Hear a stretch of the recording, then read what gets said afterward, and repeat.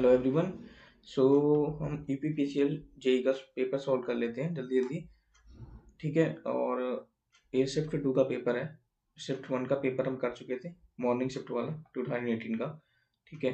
तो जो symbols question है उनको हम जल्दी जल्दी एक बार पीडीएफ में देखते जाएंगे। केवल जो न्यूमेरिकल है उनको सॉल्व करेंगे। आप पीडीएफ को डाउनलोड कर सकते हैं डिस्क्रिप्शन लिंक से। ओके, सो देख लीजिए। Direct stand of transformer while. ठीक है। critical temperature at which high ferromagnetic material lose their magnetism is called, उसको हम क्यूरी पॉइंट बोलते हैं। बैटरी किस में एक्सप्रेस रहती है। ठीक है। कैपेसिटर चार्जिंग की वोल्टेज राइजेस कहाँ से कहाँ तक करता है। लेड एसिड बैटरी का ampere hour efficiency, absolute permittivity free space की क्या होती है। ठीक है।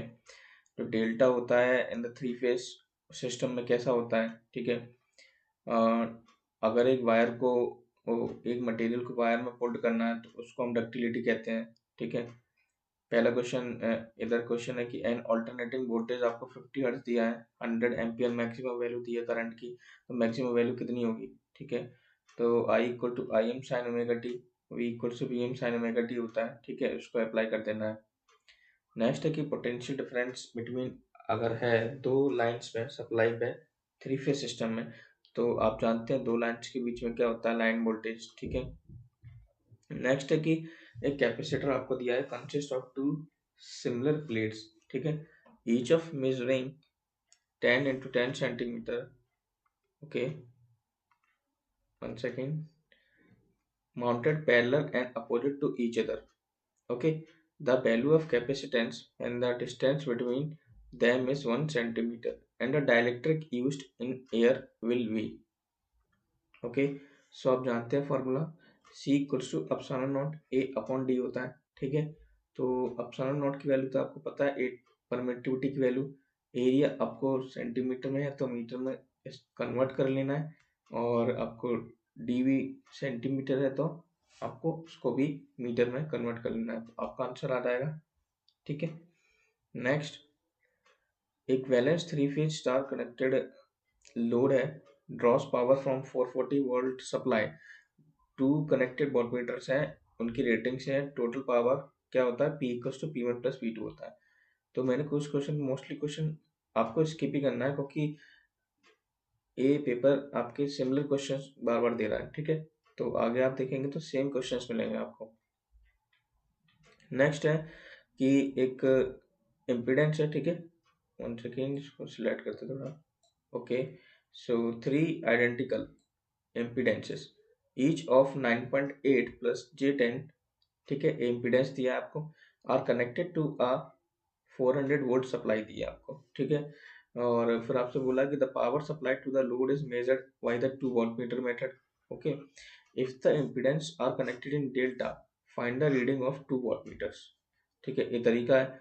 अब आपका फॉर्मूला होता है phi equals to tan inverse V upon A, क्योंकि आपको इम्पीडेंस दिया है 9.8 प्लस J10।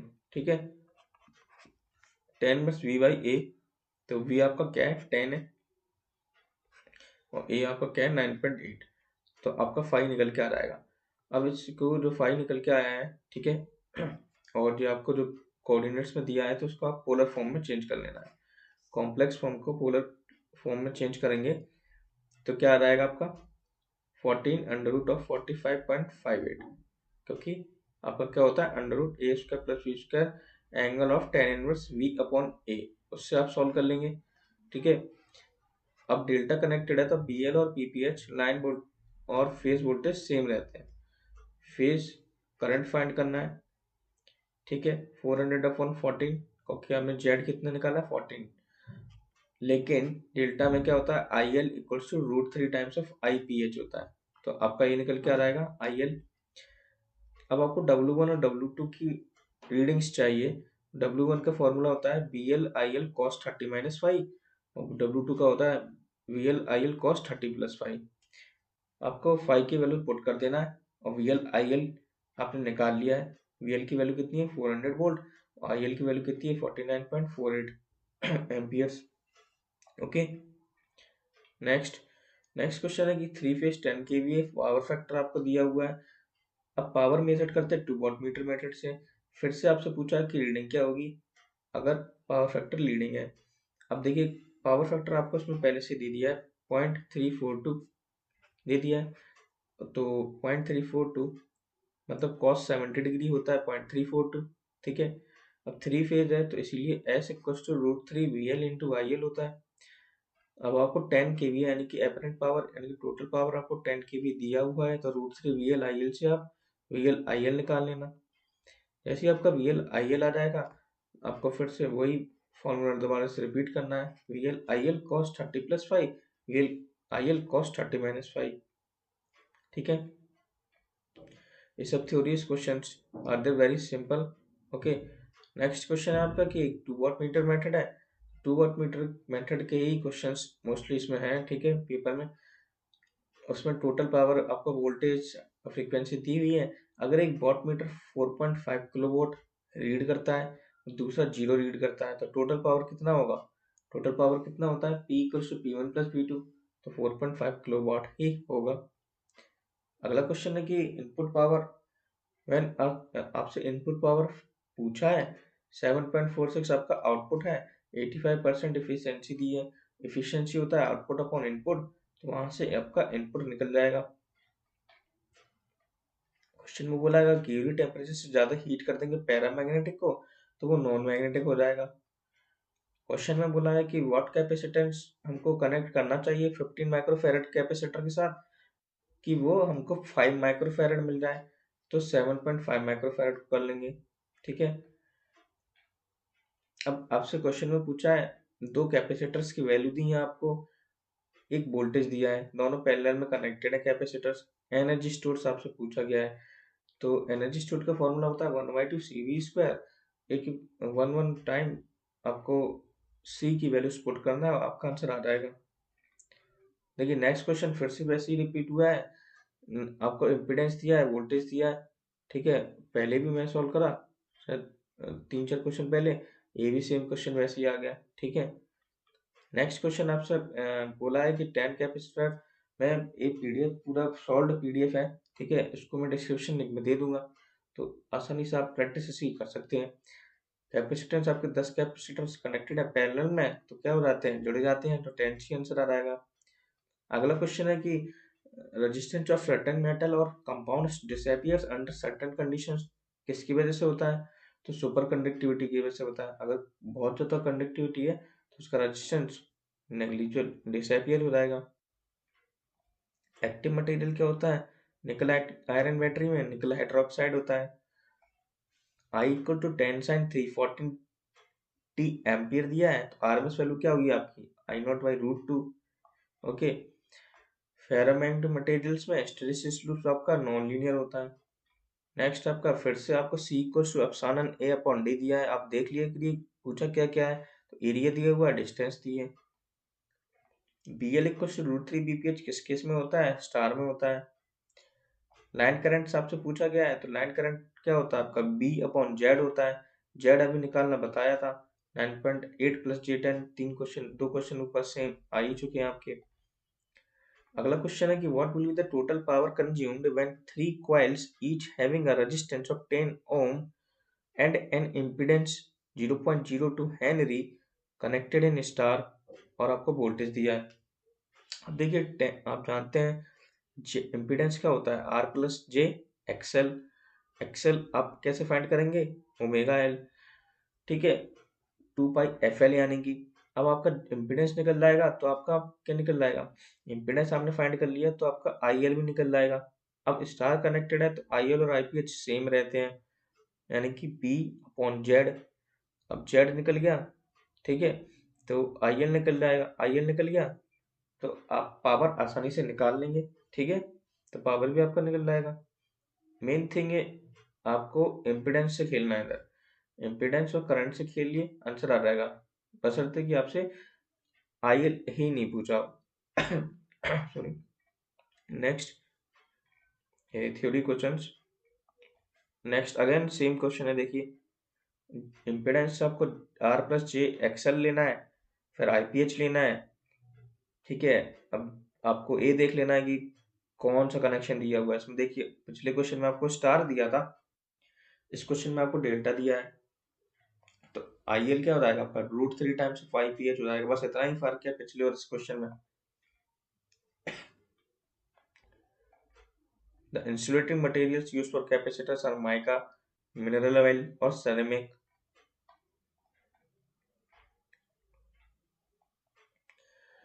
टाइम कांस्टेंट आप जानते हैं क्या होता है? टाइम कांस्टेंट का फॉर्मूला क्या होता है? T=RC होता है। ठीक है, R दिया हुआ है और आपको C भी दिया हुआ है। ठीक है, नेक्स्ट क्वेश्चन आपका क्या है? Total active power. तो टोटल एक्टिव पावर क्या होता है? P=P1 + P2।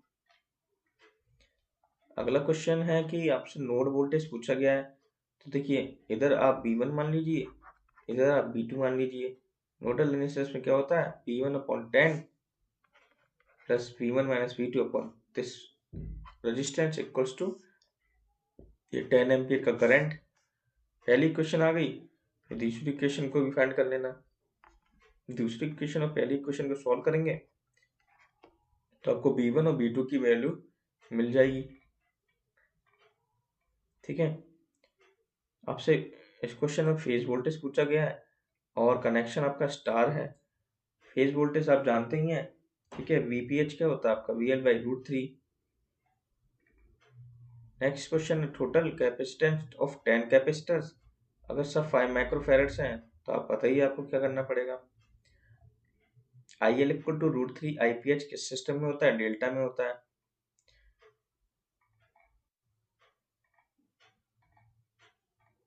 और क्वेश्चन आर सिंपल। जिस क्वेश्चन में क्या पूछा है कि W1 और W2 दिया है, तो रिएक्टिव पावर आपका क्या होगा 3 फेज के केस में? तो आपका क्या होगा? √3 VL IL sin⁵। पोलराइजेशन की यूनिट क्या होती है? कूलम/मीटर²। Frequency of DC system in India is 0 hertz. ये RC सर्किट का एक्सप्रेशन होता है करंट का V/R एक्सपोनेंशियल -T/RC। ठीक है, all the questions are same. ठीक है, इस क्वेश्चन में भी आपसे क्या पूछा गया है? करंट, लेकिन इसमें थोड़ा सा तरीका अलग है क्योंकि आपको पावर फैक्टर निकालना पड़ेगा पहले। पावर फैक्टर पहले कैसे निकालेंगे? आपको P1 और P2 की वैल्यू दी हुई है, यानी कि W1 और W2 दिया गया है आपको। फॉर्मूला होता है Φ=tan−1√3 W1 - W2 upon W1 + W2। इसको आप सॉल्व करेंगे तो 46.71 आ जाएगा। लेकिन एक cos फाई होता है, तो पावर फैक्टर मतलब cos में होगा, तो cos फाई इतना आ जाएगा। अब सारी वैल्यूज दी हैं, वोल्टेज दिया है। ठीक है, आपको cos फाई आपने निकाल लिया है, पावर आपको गिवन है और IL आपको निकालना है। ये भी सिमिलर क्वेश्चन है, सेम क्वेश्चन है। ठीक है, नेक्स्ट क्वेश्चन में आपको फेज करंट निकालना है। बस अंतर क्या बताता है? कहीं पे स्टार कनेक्शन दिया है, कहीं पे डेल्टा कनेक्शन दिया है, कहीं पे फेज करंट पूछा है, कहीं पे लाइन करंट पूछा है। ठीक है, तरीके आपके बिल्कुल सिमिलर है। ठीक है, एक Q चार्ज है, C कैपेसिटेंस है, तो एनर्जी स्टोर्ड Q²/2C होता है। ठीक है, किससे निकाल सकते हो आप? Q=CV होता है और E=1/2CV² होता है, तो उस तरीके से आप इसको फाइंड कर सकते हैं। टोटल पावर निकालना है, दोनों पावर को ऐड कर देना है। गॉस लॉ के अनुसार E क्या होता है आपका? 0 होता है अगर चार्ज डेंसिटी आपकी कंडक्टर की 0 है। ठीक है, डेल्टा कनेक्शन, ये सब इंपॉर्टेंट चीज है कि डेल्टा कैसा है, स्टार कैसा है। ठीक है, यूपीपीसीएल जेई की प्रिपरेशन करने के लिए सबसे अच्छा पेपर होता है वो एसएससी जेई है। तो एसएससी जेई इस साल तो ज्यादा नहीं पूछे वॉटमीटर के क्वेश्चन, लेकिन एसएससी जेई प्रेफर करता है वॉटमीटर के क्वेश्चंस बनाना। ठीक है, तो एसएससी जेई के प्रीवियस ईयर आप फॉलो कर सकते हैं फॉर यूपीपीसीएल जेई। ठीक है, इस क्वेश्चन में आपको 10 माइक्रोफैरड कैपेसिटर दिया है, सीरीज में है 1 mega ohm resistor is connected across 100 volt DC supply. ठीक है, initial rate of rise of voltage पूछा है आपसे, मतलब dV/dt पूछा है कैपेसिटर के अक्रॉस। ठीक है, तो 100 वोल्ट ऊपर हो गया और dt क्या हो गया आपका? τRC होता है, आपको सामने दिख रहा होगा स्क्रीन पे R/C। ठीक है, इस क्वेश्चन में आपसे फेज वोल्टेज पूछा है, तो 400/√3 हो जाएगा। एक 3 फेज कनेक्शन है, आपसे फिर से वही सेम थिंग बार बार पूछ रहा है, ठीक है। ऊपर आप सेम क्वेश्चन कर चुके हैं। अगर तीनों कैपेसिटर्स पैरेलल में है, ठीक है, पूछा कि मैक्सिमम करंट किसके अक्रॉस होगा, तो आप जानते हैं कि किसके अक्रॉस होगा, आई क्या होता है आपका बी इक्वल्स टू क्या होता है, आई एक्स सी। तो आई क्या होगा आपका P upon X C. V क्या होता है आपका, एक्स सी क्या होता है one upon J omega C. C किसके ऊपर जाएगा, वी इंटू जे। तो किसके अक्रॉस होना चाहिए, 12 माइक्रोफैरड के अक्रॉस होना चाहिए, क्योंकि करंट उसके प्रोपोर्शनल आ गया, ठीक है। ये भी सेम क्वेश्चन है, हर बार एक ही चीज अप्लाई करना है। फाई का फॉर्मूला लगाइए, ठीक है, √3 tan inverse W1 minus W2 upon W1 plus W2, ठीक है, कॉस के फॉर्म में निकालिए तो पावर फैक्टर निकलता है, ठीक है। फिर आप P equals to √3 BLIL cos phi लगा दीजिए। All the question are same. अब इस क्वेश्चन में देखिए लाइन में नहीं दिया है, फेज में दिया है, तो फेज में 3 BPH IPS कॉस फाई होता है, और लाइन में √3 BLIL कॉस फाई होता है, ठीक है। एक्टिव पावर क्या होता है आपका cos phi, reactive power sine phi, apparent power total power. 1/2 CV² apply कर दीजिए इस क्वेश्चन में। इसमें भी पावर फैक्टर आपको फाइंड करना है। कैपेसिटेंस क्या होता है आपका फेरेड या फिर कूलम पर वोल्ट। इस क्वेश्चन को देखिए, after dash number of time constant the transient operation portion reaches more than 99% of final value. तो 5 टाउ कांस्टेंट होता है, ठीक है, जिसपे आपको फाइनल वैल्यू पे रीच करना पड़ता है ट्रांजिएंट पोर्शन। अब मान लीजिए वन टाइम कांस्टेंट के लिए, ठीक है, वन टाइम कांस्टेंट के लिए अगर फाइनल चार्जिंग है तो 63.2% होता है, और डिस्चार्जिंग के केस में 37.8% होता है वन टाइम कांस्टेंट। ये भी सेम क्वेश्चन है, ट्रांसफॉर्मर ऑयल की विस्कोसिटी लो होना चाहिए। इनमें से ऑड कौन सा है, तो ब्रास है, ठीक है। ये भी सेम क्वेश्चन है, टोटल पावर पूछा है तो दोनों को प्लस कर देना। Line voltage in three phase system में कैसा होता है, तो आपको पता है न्यूट्रल तो होना ही चाहिए, ठीक है। तो VRN और VNY। फेज सीक्वेंस किस में इंपॉर्टेंट रहता है, AC मोटर्स में रहता है, ठीक है। तो वाला थ्योरी क्वेश्चंस ये सब। इसमें क्या पूछा आपसे, कैपेसिटेंस पूछा है। Q इक्वल टू सी भी फॉर्मूला होता है, आप कैपेसिटेंस इधर से निकाल सकते हैं, charge equal to C into V, ठीक है। इसमें भी सेम चीज है, कैपेसिटेंस का वैल्यू निकालनी है आपको। वोल्टेज अगर ऑल्टरनेटिंग है तो when it's changes in both magnitude and direction, okay. इस क्वेश्चन को देख लीजिए, पावर फैक्टर पूछा है आपसे। पावर फैक्टर आप जानते हैं cos phi equals to R upon Z होता है। क्वेश्चन आप आसानी से पढ़ सकते हैं, आराम से धीरे धीरे पढ़ना, PDF आपको प्रोवाइड कर दी जाएगी। cos फाई की R की वैल्यू दी है आपको 10, और एक्सेल कैसे निकालोगे 2πFL करके, ठीक है। तो क्योंकि Z होता है R² प्लस एक्सेल का स्क्वायर। टाइम को स्टैंड टाउ RC लगा देना है। इंडक्टर का है तो L/R लगा देना है, ठीक है। ये सब नॉर्मल थ्योरी क्वेश्चन हैं, ठीक है, okay. All are simple questions. Heating element of electric iron nichrome होता है। अगेन देखिए सेम क्वेश्चन आ गया, आपको W1 W2 की वैल्यूज फाइंड करना है। ये सारे क्वेश्चन मैंने सॉल्व इसलिए नहीं किए क्योंकि ऑल आर सिमिलर, ठीक है। 3 बार ऊपर सॉल्व हो चुका हुआ है क्वेश्चन ऑलरेडी, ठीक है। तो ये PDF है पूरा, ठीक है, आप इस पे प्रैक्टिस कर लीजिए। वैसे मोस्टली कर चुके होंगे, लेकिन कुछ क्वेश्चंस होते हैं वॉट मीटर्स के नहीं करते हैं, ठीक है, तो उसको आप देख सकते हो आसानी से। अब जैसे ये क्वेश्चन है कि current flowing through the 5 ohm resistors आपको फाइंड करना है। पहले तो आप R इक्विवेलेंट निकाल लेना, ठीक है, तीनों पैरेलल में आपका निकल गया R इक्विवेलेंट। अब वोल्टेज निकाल लेंगे I इंटू R से, क्योंकि I टोटल दिया हुआ है आपको, ठीक है। अब आप जानते हैं पैरेलल में वोल्टेज सेम रहता है, तो करंट निकाल लोगे आप 5 ओम के अक्रॉस, उसके अक्रॉस भी 5 ओम के अक्रॉस भी वोल्टेज 73.94 ही रहेगा, ठीक है। माइका आपको पता ही क्या होता है, इंसुलेटिंग और डाइलेक्ट्रिक मटेरियल होता है। इस क्वेश्चन में आपसे मैक्सिमम वैल्यू ऑफ फ्रीक्वेंसी पूछी है। फ्रीक्वेंसी आप आसानी से निकाल लेंगे। फ्रीक्वेंसी कैसे निकालोगे, ओमेगा इक्वल टू 2 होता है। ऐसे तो सबको याद होना चाहिए, 314T का ही मतलब हमेशा कितना आ रहेगा, 50 हर्ट्ज के बराबर ही आ रहेगा। ठीक है, okay. So permittivity, farad per metre, power factor निकालना है। ओके, देखिए एक क्वेश्चन रहा वही, F equal to omega upon 2 pi. ठीक है, पावर फैक्टर। एक क्वेश्चन बोल रहा है कि ड्यूरिंग चार्जिंग के समय capacitor the current actually drops to, ऊपर बताया था मैंने 37% डिस्चार्ज के लिए और 63% चार्जिंग के समय फॉर वन टाइम कांस्टेंट। ठीक है, आरएमएस वैल्यू बताइए आपको, बीम अपॉन √2 होता है, इसमें भी पावर फैक्टर फाइंड करना है, cos phi R upon Z हो जाएगा। ठीक है, नेक्स्ट डेल्टा कनेक्टेड। देखिए कितनी बार रिपीट होते हैं क्वेश्चन एक ही पेपर में, कैसे। इस क्वेश्चन में आपसे BC1 पूछा है, तो पहला में जो सीरीज में कनेक्टेड है तो कैपेसिटर्स है ना, ऐसे ऐसे करके C1 और C2, आपको BC1 निकालना है।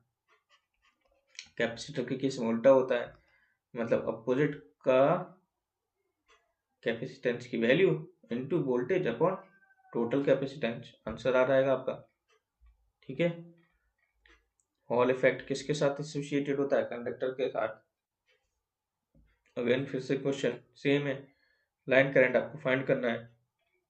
All are same questions, readable question है, आसानी से लगा सकते हैं आप। ठीक है, देखिए कुछ नहीं है इन क्वेश्चन में, इंसुलेटर्स क्या हुए हैं। ठीक है, कैपेसिटेंस किसके प्रोपोर्शनल होता है, किसके इनवर्सली प्रोपोर्शनल होता है, फॉर्मूला याद रखेंगे, एप्सिलॉन अपॉन डी होता है। देखिए सेम क्वेश्चन अभी ऊपर कराया है। ठीक है, 3 फेज के लिए √3 cos फाई, सिंगल फेज है तो VL cos phi. Power factor निकालना है। कंडक्टिव मटेरियल कौन सा नहीं है, ये क्या है आपका, सेमीकंडक्टर है। ठीक है, तो दिमाग खोल के पेपर करना पड़ता है। सिंपल से क्वेश्चन है, आई एवरेज पूछा है, तो आई एवरेज क्या होता है, 2Im अपॉन पाई होता है फॉर्मूला। ठीक है, ओके। सो इधर ही खत्म है आपके क्वेश्चन। ठीक है, तो PDF की लिंक मैं दे देता हूँ, आप वहाँ से डाउनलोड कर लीजिए। ओके।